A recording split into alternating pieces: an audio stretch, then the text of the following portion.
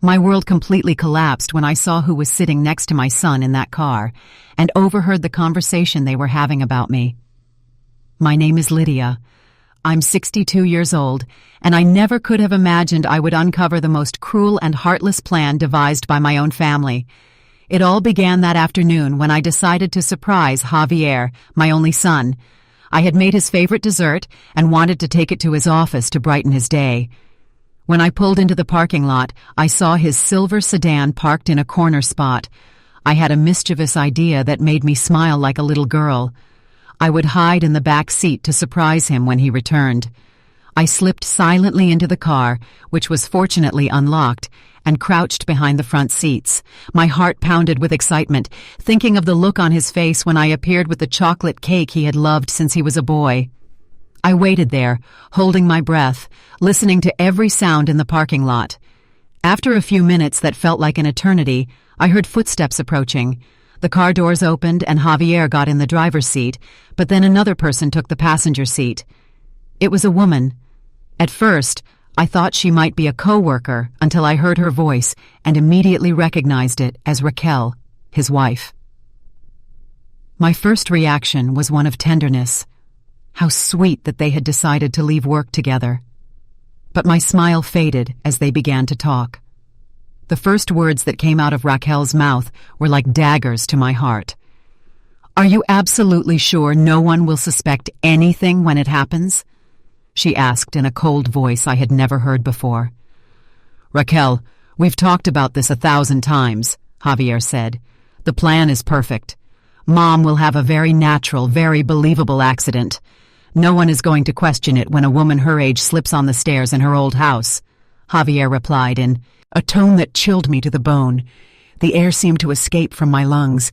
I couldn't be hearing what I thought I was hearing. My son, my only son, the boy I had raised alone after his father died when he was just 8 years old, was planning to kill me. And after the funeral, when everything calms down, we can sell that old house and move into the subdivision we've always wanted. With the $200,000 that property is worth, plus the savings she has put away, we can live like we've always dreamed, Raquel continued with a perverse excitement in her voice. My mind went numb. That house she called old was the place where I had sacrificed everything to give Javier the best life possible. Every room held memories of sleepless nights when he was sick, of birthdays celebrated with little money but lots of love, of afternoons doing homework together at the kitchen table. "Alvin and Patricia are on board, right?" Javier asked. And hearing those names, my heart broke even more. Alvin was my older brother, and Patricia, his wife, were also involved in this diabolical conspiracy. "Of course they are. Your uncle is desperate for the money ever since he lost his job, and Patricia won't stop reminding me that your mother has always been very stingy with them." "She says it's time for the family to get what they deserve," Raquel replied with contempt. Stingy. That word echoed in my mind like a painful echo. I had worked cleaning houses since I was 18 to support my son. I had even sold my wedding jewelry to pay for his college tuition. I never bought myself a new dress, so he could have everything he needed. "The life insurance is going to help too. That's another $100,000 we'll get with no problems," Javier added. And in that moment, I knew there was nothing left of the sweet boy I had raised. My tears began to fall silently as I remained crouched, praying they wouldn't discover me. My bod. I trembled, not only with fear, but with a sadness so profound I felt like I was going to break in two. The conversation continued for several more minutes, detailing every aspect of my planned death. They had thought of everything, the exact moment, how to make it look accidental, even how they would act at the funeral to appear heartbroken. When they finally got out of the car and walked away as if nothing had happened, I waited another 10 minutes before I dared to move. I emerged from that car, a completely different woman from the one who had entered. The loving, trusting mother had died in that back seat. I walked toward my old car on trembling legs, knowing I had to make a decision that would change everything forever. I drove home in a state of complete shock, with tears blurring my eyes and my heart shattered into 1,000 pieces. I couldn't believe what I had heard. My own son, the reason for my existence, wanted to kill me for money. But to fully understand this betrayal, I need to tell you how we got here. Because my story with Javier began 35 years ago when he was born in the midst of absolute poverty. His father, Robert, died in a construction accident when Javier was just 8 years old. He left us with no insurance, no savings, nothing but a small, very old house we had bought with great sacrifice. Overnight, I became a single mother with a child to support and no formal education beyond high school. I started working cleaning houses at the age of 20. I woke up every day at 5 o'clock in the morning, made breakfast for Javier, took him to school, and then drove all over the city, cleaning offices, houses, apartments, whatever was necessary to bring money home. My hands became rough from the cleaning chemicals, my back bent from carrying heavy buckets, but I never complained. Javier was a bright child, always the best in his class. His teachers constantly told me he had a brilliant future ahead of him, that I had to make sure he went to college. Those words became my life's mission. Every dollar I earned, I saved religiously for his education. When he turned 15, he needed a computer for his school projects. All the other mothers could easily buy them for their children. But for me, it would cost 3 months of work. I sold my wedding ring, the only valuable memento I had of Robert, to buy him that computer. Javier never knew the sacrifice I made, and I never told him because I didn't want him to feel guilty. During his senior year of high school, private universities started sending us information about their law programs. Javier had decided he wanted to be a lawyer, and I was willing to do anything to make that dream come true. The tuition was $20,000 a year, a fortune for a woman like me. I talked to my brother Alvin to ask for his help. He had a good job at an insurance company and lived comfortably with Patricia. I explained the situation to him. I begged him to lend me even a part of the money, promising to pay it back with interest. His response was cruel and direct. "Lydia, I can't risk my savings on your son's impossible dreams. He should get a job and forget about those fantasies of becoming a professional." Those words hurt me deeply, but they didn't stop me. I got a second job cleaning a veterinary clinic at night. I worked from 5 o'clock in the morning until 11 o'clock at night, 7 days a week. My body was exhausted, but my determination was unbreakable. I also started selling homemade food on weekends. I prepared tamale, empanadas, cakes, anything that could generate extra income. Javier helped me sometimes, but I preferred he focus on his studies. "Your job is to study, son. Leave the rest to me," I always told him. I finally managed to save the money for his first year of college. The day I accompanied him to enroll, I cried tears of happiness seeing his name on the official documents. My son was going to be a lawyer. Oh, hon, my sacrifice had been worth it. The college years were the hardest of my life. I worked up to 14 hours a day to keep the payments current. There were months when I barely had money to eat, but I always made sure Javier had everything he needed. Books, supplies, money for social outings. I didn't want him to feel different from his classmates who came from wealthy families. During his junior year, Javier started dating Raquel, a classmate who came from a very well-off family. Her father owned several businesses, and she was used to a luxurious lifestyle I couldn't even imagine. At first, I worried that Javier would feel inferior, but he seemed to be in love and happy. Raquel was always cordial with me, but from the first moment, I felt a coldness in her demeanor. When she came to my house, she observed everything with a critical eye. The old furniture, the walls that needed painting, the small kitchen where I prepared simple meals. She never said anything directly, but her gestures spoke for themselves. After he graduated, Javier got a job at a prestigious law firm. His first paycheck was more than everything I earned in 3 months. I felt proud, but also relieved, thinking I could finally rest a little after so many years of intense work. He married Raquel in an elegant ceremony that cost me my last savings. She had insisted on a wedding appropriate for their social position, and even though the expense left me with no money, I wanted my son to be happy. During the reception, I heard some guests commenting about the groom's humble mother with a certain disdain, but I tried to ignore it. After the wedding, Javier's visits became less frequent. Raquel always had excuses: social commitments, work trips, family gatherings with her parents. When they did visit, the conversations centered on their new life, the luxurious apartment they had rented, the expensive restaurants where they dined, the plans to move, to an even bigger house. I continued to work, but now only part-time. At 60 years old, my body could no longer handle the grueling hours of before. I had managed to save about $50,000 over the years, money I kept religiously for emergencies or to help Javier if he ever needed it.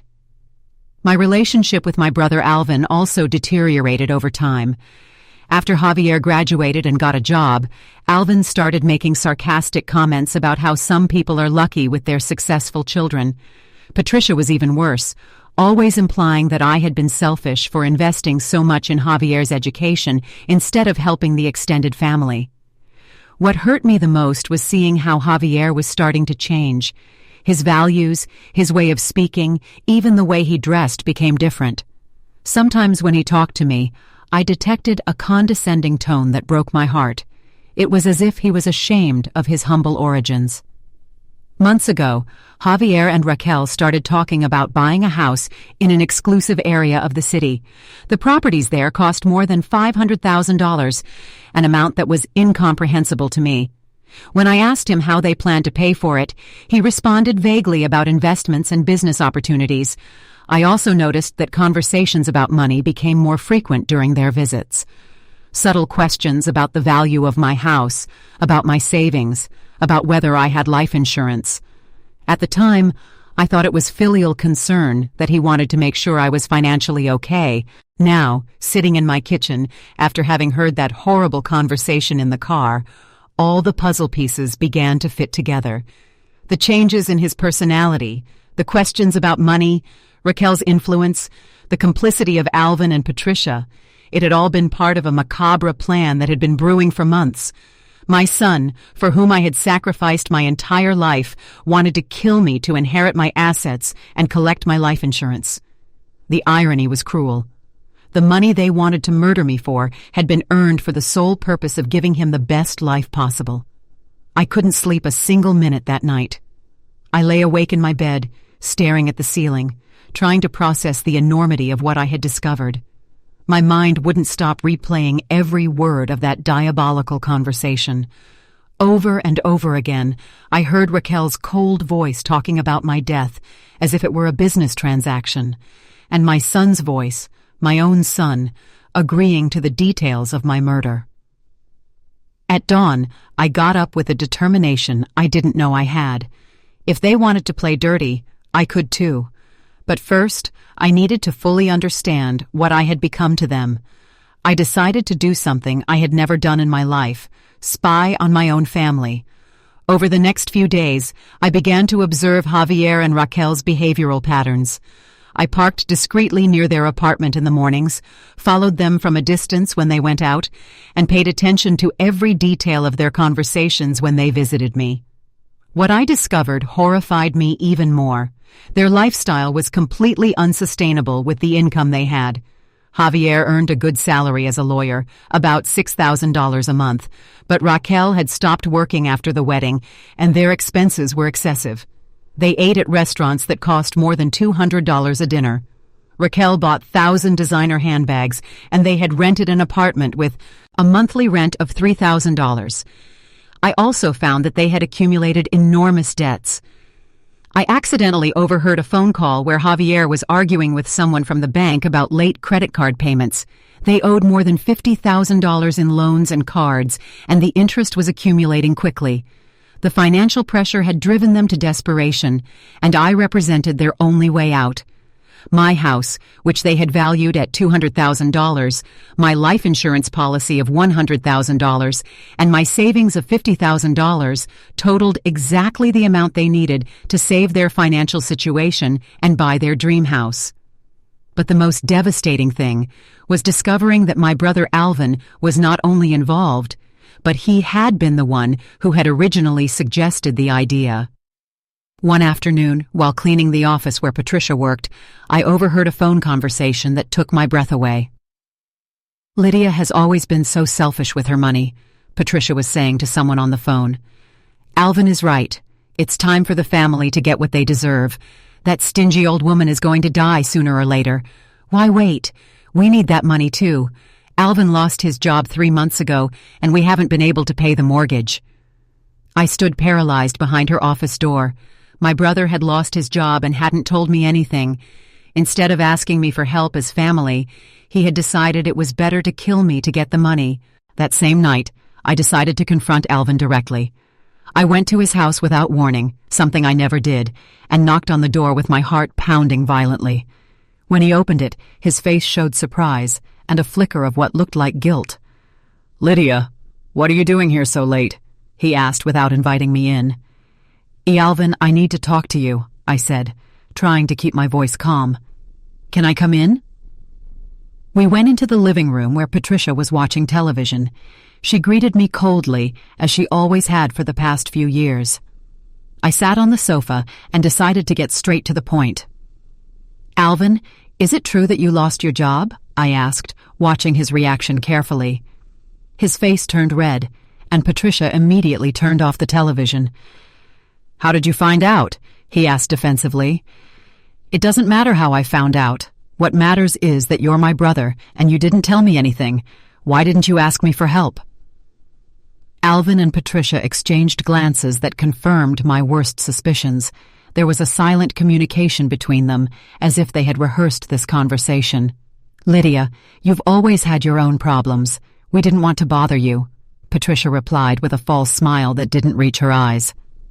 "Patricia, I'm his sister. If Alvin needed help, I would be willing to help him. I have some savings." At that moment, I saw something horrible in my brother's eyes. It wasn't gratitude or relief, but resentment. "Some savings?" he asked sarcastically. "Lydia, we all know you have a lot more than just some savings. You've been hoarding money for years while the rest of the family struggled." His words hit me like slaps. "Alvin, I earned that money by working 14 hours a day to give my son an education. I didn't hoard it. I sacrificed everything for him." "Exactly," Patricia interrupted with venom in her voice. "Everything for Jay." "Javier, you never thought about helping your own brother. When he needed money for college, you told him no. But for your little prince, Javier, there was always money." The conversation was getting aggressive, and I could feel the hostility growing in the room.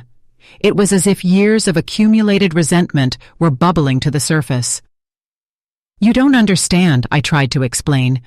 "I wanted Javier to have opportunities we never had. I wanted to break the cycle of poverty in our family. And what about breaking the cycle of favoritism?" Alvin shouted, standing up. "What about thinking of your brother who also needs help? It's always been the same, Lydia. Since we were kids, you were Mom and Dad's favorite, and now you act as if you're better than us." These accusations were completely false, but I saw that they had built a narrative to justify their resentment. In their version of the story, I was the selfish, privileged sister, while they were the misunderstood victims. "If you needed money so badly, why didn't you ask me directly?" I insisted, even though I already knew the answer. Patricia laughed bitterly. "So you could give us handouts like we were beggars? So you could make us feel inferior like you always have?" "I have never tried to make you feel inferior." "Oh no!" Alvin yelled. "And what about when you bought a house and we were still renting? And when Javier graduated from college and our kids barely finished high school? And when you brag about your savings while we struggled to make ends meet?" Every accusation was more unfair than the last. I had worked like a slave to get everything I had. I hadn't inherited anything. I hadn't been lucky. I had sweated blood for every dollar. But to them, my relative success was a personal affront. "Alvin, if you need money, I can lend you $10,000 right now," I offered desperately, trying to find a peaceful solution. $10,000? Patricia scoffed. "Lydia, we know perfectly well how much money you have. The house is worth $200,000. You have $50,000 in savings, and your life insurance is for $100,000, and you offer us $10,000 like we're beggars." My blood ran cold when I heard those exact figures. They knew too much about my financial situation. Someone had been investigating my finances in great detail. "How do you know so much about my money?" I asked with a trembling voice. Alvin and Patricia fell silent, but their faces gave them away. They had said more than they should have. I got up from the sofa on shaky legs. "I think I have my answer," I said, heading for the door. "Lydia, wait!" Alvin yelled behind me, but I was already leaving the house. That night I confirmed what I already knew. My own family saw me as an obstacle between them and the money they believed they deserved. It wasn't just Javier and Raquel. It was an entire family conspiracy that had been growing silently for months. The following days were the darkest of my life. I found myself in a situation I never imagined, knowing that my own family planned to murder me, but unable to turn to anyone. Who do you tell that your son wants to kill you? Who would believe you? Besides, I had no concrete proof, just a conversation I had overheard hidden in a car. I decided I needed more evidence before taking any action. If I was going to fight them, I had to be completely prepared. I began to document everything. Their behavioral patterns, their conversations, their visits, anything that could serve as evidence later. I also made a decision that terrified me, but I knew was necessary. I was going to let them believe their plan was working. If I acted suspiciously or confronted Javier directly, they could change their strategy and become even more dangerous. Instead, I decided to continue playing the role of the naive, trusting mother. Days after my confrontation with Alvin, Javier called me to invite me to dinner. His voice sounded especially affectionate on the phone, which gave me goosebumps knowing what he really thought of me. "Mom, Raquel and I want to take you to that Italian restaurant you like so much," he said in a sweet tone. "We haven't spent time together as a family in a while." The restaurant he mentioned was one we had only gone to once more than a year ago, and I hadn't liked it particularly, but I feigned excitement. "How sweet, son. I love the idea. Perfect. We'll pick you up Friday at 7. And Mom, wear your favorite green dress. We want you to look nice." That specific reference to my clothing seemed strange to me, but I accepted without asking questions. After I hung up, I wondered why he would have mentioned that particular dress. It was one I had bought 2 years ago, one of the few expensive dresses I had allowed myself to buy in my entire life. Friday afternoon, I carefully got ready. I put on the green dress as he had asked, fixed my hair, and put on a little makeup. As I looked at myself in the mirror, I tried to ignore the voice in my head that told me this could be my last dinner. Javier and Raquel arrived punctually at 7 o'clock. Javier looked nervous, though he tried to hide it with forced smiles and superficial comments about the weather. Raquel, on the other hand, seemed completely calm, almost cheerful, which I found even more disturbing. On the way to the restaurant, the conversation was strangely formal. They talked about Javier's work, about some supposed vacation plans, about anything but us as a family. I responded automatically, but my mind was completely focused on observing every detail of their behavior. At the restaurant, Raquel insisted I order the most expensive dish on the menu. "Lydia, we're paying for everything tonight. Order whatever you want without worrying about the price," she said with a smile that didn't reach her eyes. During dinner, they began to ask seemingly casual questions about my health. How had I been feeling lately? Had I had dizziness, problems climbing stairs? Had I updated my health insurance recently? "Mom, we're worried about you living alone in that big house," Javier said in a concerned tone. "The stairs are steep. What if you were to fall?" "Oh, son, don't worry. I've lived in that house for 30 years. I know every step perfectly," I replied, trying to sound nonchalant. "But Mom," Raquel insisted, "accidents don't care how long we've lived in a place. Maybe you should consider moving to a single-story apartment, something safer for a woman your age." The way she said accident gave me goosebumps. It was as if she was testing the word, seeing how it sounded out loud. "And Mom," Javier continued, "have you thought about making a will? I know it's uncomfortable to talk about these things, but it's important to have everything in order." There it was. The real reason for this dinner. They wanted to make sure the will was updated before they killed me. Well, I do have a basic will that I made a few years ago. I partially lied. I'm leaving everything to you, of course. I saw Javier and Raquel exchange a quick look of satisfaction. It was a look that lasted barely a second, but it was enough to confirm all my suspicions. That's good, Mom. But maybe you should review it with a lawyer. The laws change, and we want to make sure your wishes are carried out exactly as you want, Javier said in a professional tone. In fact, Raquel added, Javier could help you with that. Since he's a lawyer, he could make sure everything is perfect. The IRO, Nye was Jacob. My son, who planned to kill me, wanted to be the one to draft the will that would benefit him after my death. After dinner, they insisted on driving me back home. During the ride, the conversation became even more sinister. They started talking about what would happen in different hypothetical situations. Mom, if something were to happen to you, Javier said in a seemingly worried voice, is there anything specific you would want us to do with your personal belongings? Why are you talking about such sad things? I asked, feigning annoyance. I plan to live for many more years. Of course, Mom, Raquel quickly said. We just want to be prepared just in case. It's the responsible thing to do. When we arrived at my house, something strange happened.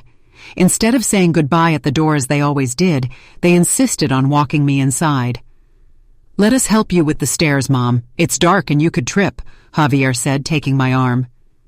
As we went up the stairs to my door, I felt their eyes evaluating each step, each handrail, every possible point where an accident could occur. It was as if they were doing a reconnaissance of the crime scene.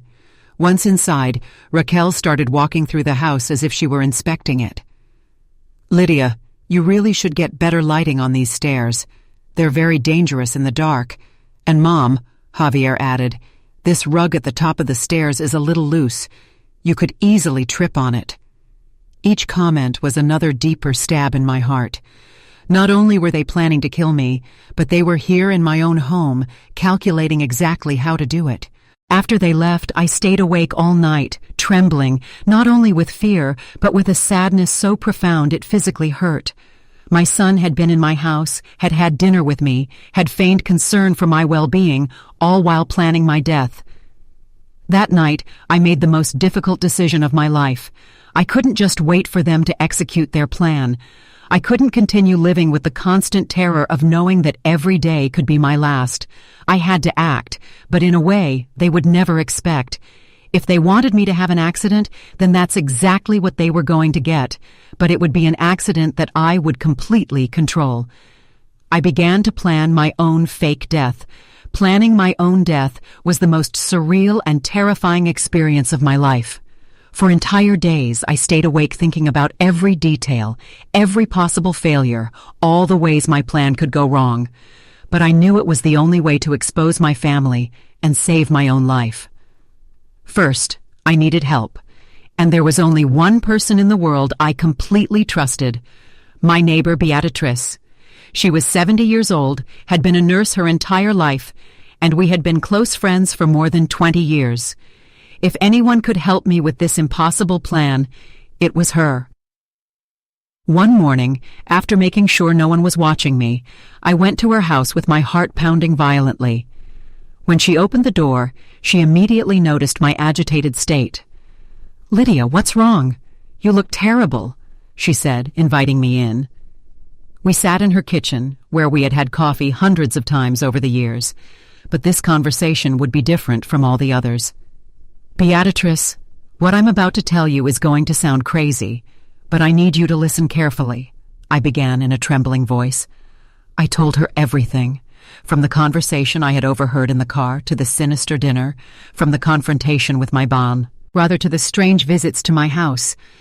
Beatrice listened to me in silence, but I saw her expression change from surprise to horror, and finally to indignation. "My God, Lydia, this is monstrous," she said, finally taking my hands in hers. "Beatrice, I need your help," I said. "I have a plan, but I can't do it alone." I explained my idea to her. I was going to fake my own death in a way so convincing that even the paramedics would believe I had died. Beatrice, with her medical experience, could help me simulate the vital signs of a deceased person for long enough for them to declare me dead and begin the procedures. "Lydia, do you realize how dangerous this is? If something goes wrong, if I don't," she started to say. "I'm going to die for real," I interrupted her. "They already have everything planned. It's only a matter of time." Beatrice closed her eyes, thinking intensely. "We would need specific medications. We would have to calculate the exact doses, and the timing would have to be perfect." "So, will you help me?" She looked at me intently for several seconds that felt like hours. "Yes," she finally said, "but we're going to do it in the safest way possible." Over the next few days, Beatrice and I worked on the details of the plan. She had kept contacts at the hospital where she had worked for decades and was able to discreetly obtain the medications we needed. We also identified the emergency medical technician who would respond to the call, a young man named Ruben who had just graduated and wouldn't have enough experience to detect a sophisticated simulation. The plan was complex, but feasible. I would take a specific combination of medications that would reduce my vital signs to almost imperceptible levels. Beatrix would be present to find my body and call emergency services. When the paramedics arrived, she would help guide the evaluation in a way that would confirm my death without them investigating too deeply. After I was declared dead, my body would be taken to the hospital morgue, where a friend of Beatrix, a pathologist named Dr. Jones, not my brother, had agreed to help us without asking questions. He would falsify the death certificate and allow me to resurrect in private once the effects of the medications wore off. Meanwhile, I would remain hidden in a secret room in Beatrix's basement, watching and recording everything my family did after my supposed death. The most difficult part of the plan was the legal and logistical aspect. We needed to ensure there wouldn't be an autopsy, which meant my death had to look natural and expected for a woman my age. Beatrice suggested faking a heart attack, something common and rarely investigated in older people with no history of previous problems. Weeks after we started planning, we decided we were ready. We chose a Sunday afternoon when we knew Javier and Raquel would be at her parents' house for their weekly family lunch. On Sunday morning, I woke up feeling strangely calm. After weeks of constant terror, I was finally going to take control of the situation. I dressed carefully in my favorite yellow dress, fixed my hair, and even put on a little makeup. If I was going to die, I wanted to look dignified. What happened next was a scene straight out of a movie. At exactly 2 o'clock in the afternoon, I went to my bedroom and took the medications Beatrice had given me. Within minutes, I started to feel my heart rate slow down, my breathing became shallow, and a wave of calm and coldness spread throughout my body. I was perfectly conscious, but my body had entered a state of hibernation. I lay down on the floor next to my bed and waited. At 2:30, Beatrice arrived at my house and, following our plan, she found me. She cried for what seemed like an eternity, calling my name, and then, after making a convincing show of despair, she called emergency services. She had memorized the script we had prepared. "My neighbor has fallen, and I can't feel her pulse. I think she's dead." Within 10 minutes, the paramedics arrived. Beatrice met them at the door and guided them to my room. It was surreal to hear them talking about me as if I weren't there. "She has a faint pulse, but her blood pressure is too low. We've lost her." "She's not breathing," I heard them say. I heard them announce the time of death and cover me with a sheet. I was officially dead. The rest of the plan unfolded as we had anticipated. I was taken to the hospital morgue where Dr. Jones, Beatrice's friend, was waiting. The moment the stretcher was left alone, he quickly and discreetly removed the sheet from my face. "Welcome back, Lydia," he whispered with a nervous smile. I got up from the stretcher as if nothing had happened. The effects of the medication had worn off almost completely. Dr. Jones gave me a change of clothes, and I left the morgue through a secret exit he had shown us. I was free, and now it was time for my family to pay for their crimes. The first thing I did after leaving the hospital was to call a detective I had been in contact with for weeks. His name was Inspector Thompson. I had told him my story in great detail, but without revealing that I had faked my own death. He had seemed skeptical at first, but after I showed him some of the evidence I had been collecting, he began to take me seriously. I gave him the address where Javier and Raquel had been staying, a hotel they had rented in an exclusive area of the city. The plan was to catch them in the act. The detective and I had set up a fake transaction where my son would be getting paid for my fake death. We had been secretly recording everything. The moment the money was exchanged, the police moved in. Javier and Raquel were arrested without incident. Meanwhile, I had made sure that my brother Alvin and his wife Patricia were also in the same hotel, in a nearby room, where we had recorded a conversation of them plotting the murder.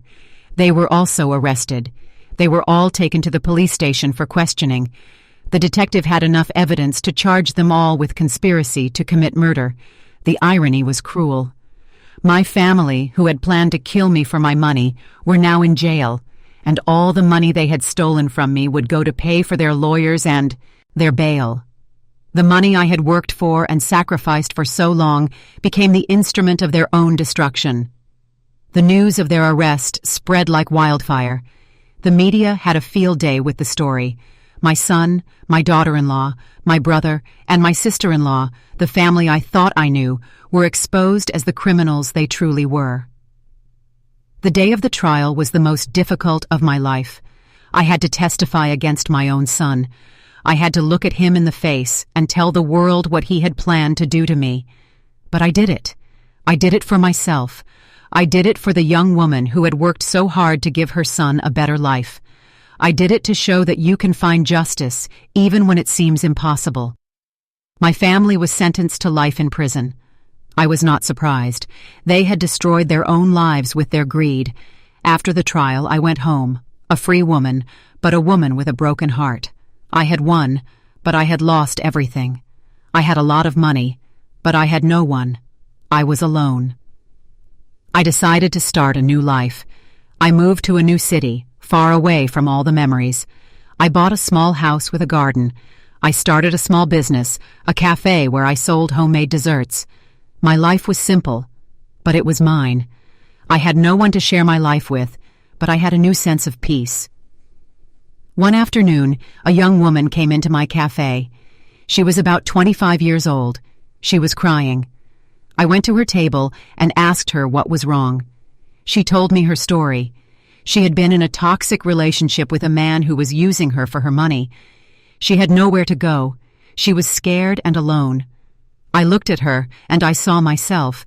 I offered her a job and a place to stay. She was hesitant at first, but she accepted.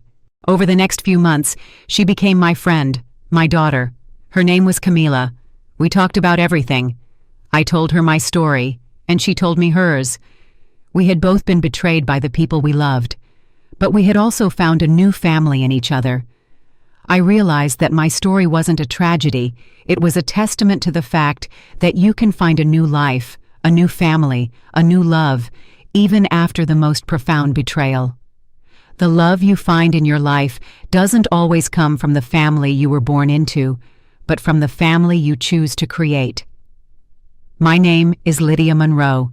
I'm 65 years old, and this is the story of how I died to truly live.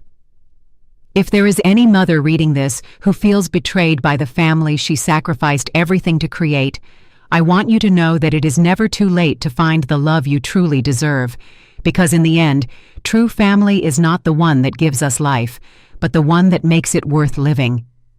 Did you like my story? And which city are you listening from? Let's meet in the comments. If you liked the story, you can support me by sending a super thanks so I can keep bringing more stories like this. Thank you so much for your sweet support. I appreciate it.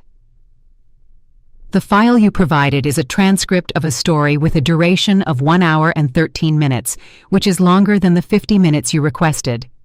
However, since you asked for the story to be same to same as the original, I have provided the full text of the story below, with all timestamps and other extraneous information removed.